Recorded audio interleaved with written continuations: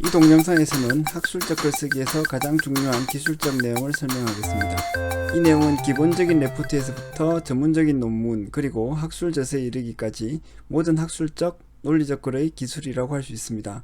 그 내용은 성균관대학교의 원만희 교수님이 고안한 학술적 글쓰기 프로그램을 바탕으로 하고 있습니다. 설명할 내용들은 6가지입니다.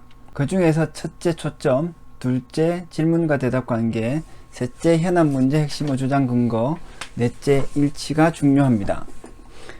여기서 세 번째인 현안 문제 핵심어 주장 근거를 논변의 사요소라고 부르겠습니다. 그리고 일치는 중요한 부분들이 일치해야 한다는 것입니다.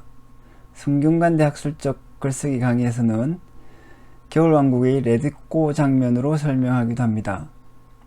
이 요소들이 모여서 하나의 논변을 형성하는데 논변이 연결되어서 긴 글이 됩니다. 논문이나 수백 쪽짜리 저서들은 이렇게 이루어져 있습니다. 그 내용이 줄기를 이루고 여기에 부연 설명, 예시, 요약 등이 덧붙기도 합니다. 그럼 이제 하나씩 살펴봅시다. 첫째, 초점입니다.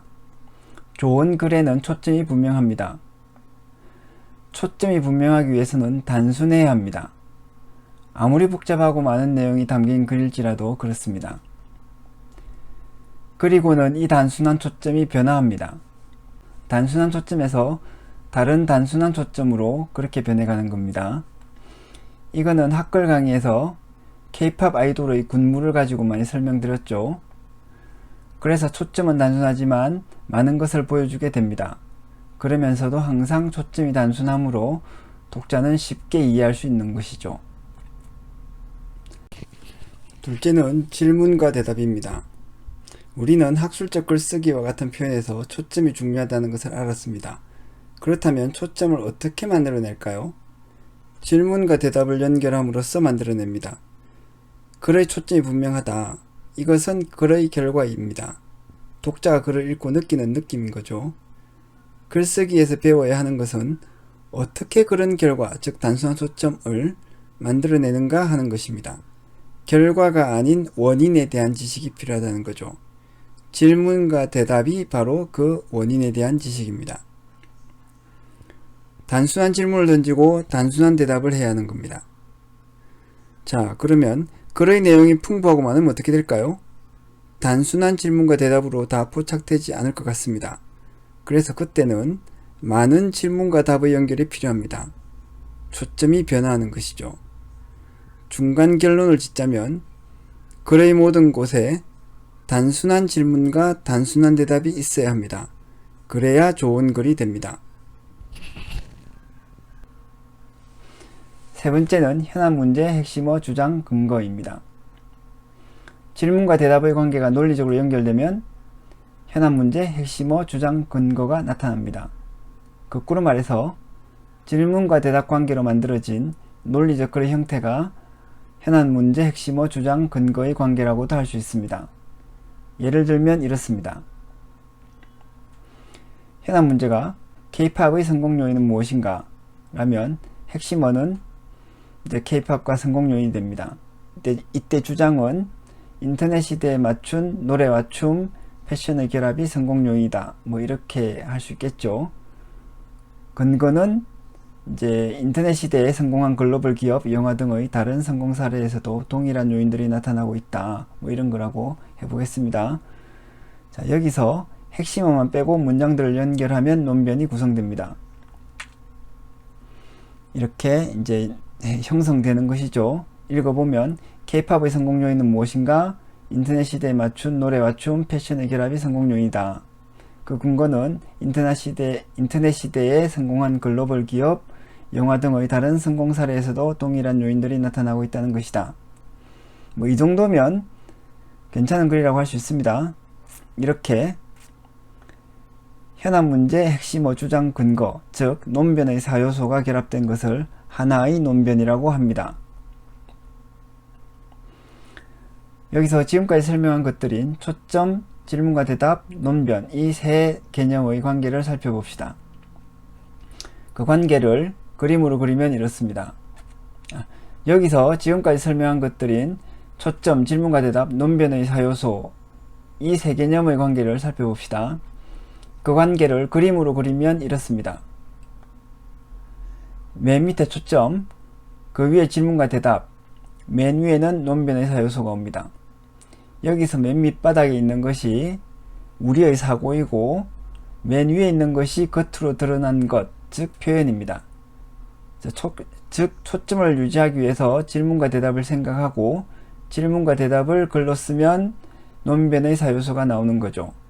그러므로 초점은 표현의 목적이라 할 수 있고 질문과 대답은 글을 쓰는 생각의 흐름이며 논변의 사요소는 실제로 써야 하는 내용입니다. 글을 쓰는 입장에서는 초점이 원인이고 논변의 사요소가 결과인데 글을 읽는 입장에서는 논변의 사요소가 원인이고 초점이 결과입니다. 앞에서 논변의 사요소가 원인이라고 할 때는 독자 입장에서 말한 것입니다. 이렇게 논변의 사요소가 실질적인 글을 이루고 그것은 논변입니다. 하나의 짧은 글의 단위가 논변이라고 할 수 있습니다. 그리고 이것이 하나의 완결된 표현이죠. 이 표현은 부분과 부분이 일치해야 합니다. 그 일치의 기본적인 역할은 핵심어가 합니다. 기본적인 핵심어가 현안 문제와 주장을 연결하고 다시 주장과 근거를 연결합니다.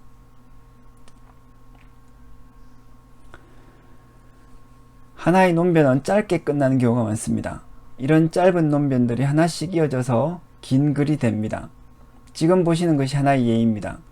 이 그림에서는 글의 구조가 현안 문제, 주장, 근거의 연결로 이루어져 있다는 것을 보여줍니다. 그리고 그 다음 논변에서는 현안 문제가 생략되는 경우가 많습니다. 왜냐하면 앞의 글에서 생겨나는 질문에 대답하기 때문입니다. 실제로 간단한 예를 봅시다. 안락사 합법화에 대해서 생각한다면 첫 번째 논변은 이렇게 구성될 수 있습니다. 현안 문제는 안락사는 합법화되어야 되는가? 뭐 이런 거. 두 번째 주장은 합법화되면 안 된다. 뭐 이 정도로 생각해 봅시다. 그러면 근거는 왜냐하면 인간을 도구시하는 행동이기 때문이다. 딱 이런 것이 따라오겠습니다. 그 다음에는 이에 대한 반론이 따라오죠. 이때 숨은 질문이 있습니다. 이에 대한 비판이 있는가? 이런 것이 숨은 질문이겠습니다. 이 질문에 대한 대답으로 다음 논변의 주장이 이어집니다. 이렇게요. 하지만 이에 대해서는 공허한 원칙론이라는 비판이 제기된다. 왜냐하면 환자에게는 고통만 주고 주변 사람에게는 괴로움만 주기 때문이다. 그 다음에도 마찬가지입니다. 숨은 질문은 이렇습니다. 이런 비판은 옳은가? 그래서 다음과 같은 대답이 나오는 겁니다. 그러나 이익만을 기준으로 안락사 문제를 판단하면 옳지 않다. 왜냐하면 둥둥둥. 좀 복잡해 보일 수 있지만 너무 많은 것을 생각할 필요는 없습니다. 이를 위해서는 꼬리에 꼬리를 무는 질문과 대답의 관계가 있어야 합니다. 결과는 복잡하지만 방법은 단순합니다.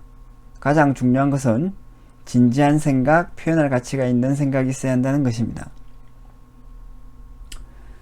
지금까지 설명한 내용이 학술적 글쓰기에서 가장 중요한 것입니다. 이것이 논리적인 줄기라고 할 수 있습니다. 이 줄기를 중심으로 여러가지 내용들이 추가적으로 부과됩니다. 부연 설명이 그 중 하나입니다. 단순한 질문과 단순한 대답을 하다 보면 짧은 문장을 써야 합니다. 근데 짧은 문장 속에 복잡한 생각들이 들어있으면 압축적인 핵심어가 나타납니다. 이것을 풀어서 설명하는 경우가 많죠. 둘째는 예시 사례를 설명하는 것입니다.